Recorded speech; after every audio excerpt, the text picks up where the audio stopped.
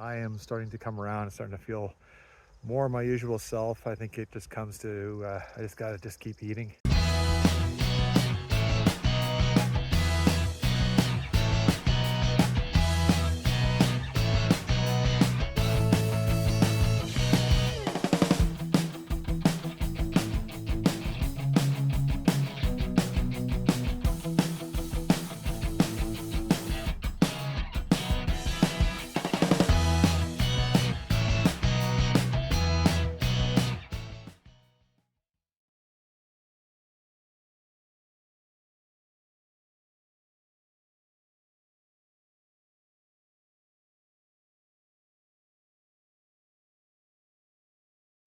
Good morning. It's day 9.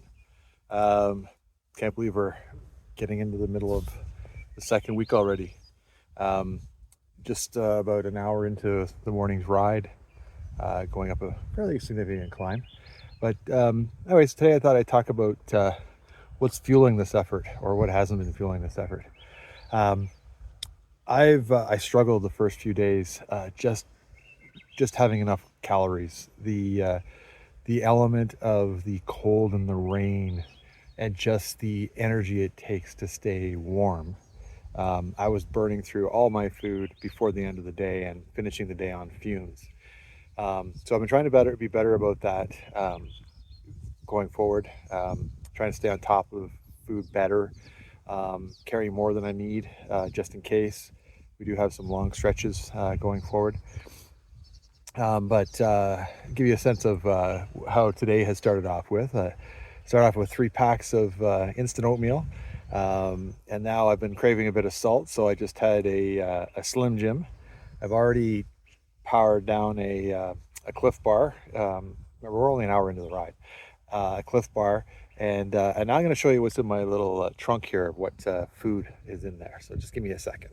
Okay, so on the topic of food, let's have a look and see what's easily accessible. So I've had a bit of a Cliff Bar going on here, lots of the remnants of a Cliff Bar. Got some gummy bears. I don't know why grizzlies, we're afraid of grizzlies when we eat bears whole, but that's my little bit of humor. Got some Haribo, got another Cliff Bar, got some other gummy type stuff, so all sorts of sugar to keep going. Later on I've got some Fig Newtons. There's a couple packages of ramen in there as well for dinner. And if we come around to the front for lunch, we're going to dig into some we've got some packages of tuna. It's great about the States. They have these packages of tuna that package up nice and neat, different flavors and stuff, and some tortilla shells. So I'll make myself up a sandwich for lunch on the route. So that's kind of the fuel for day 9 to get me to dinner, and then dinner will be a mix of whatever's left over in the bag.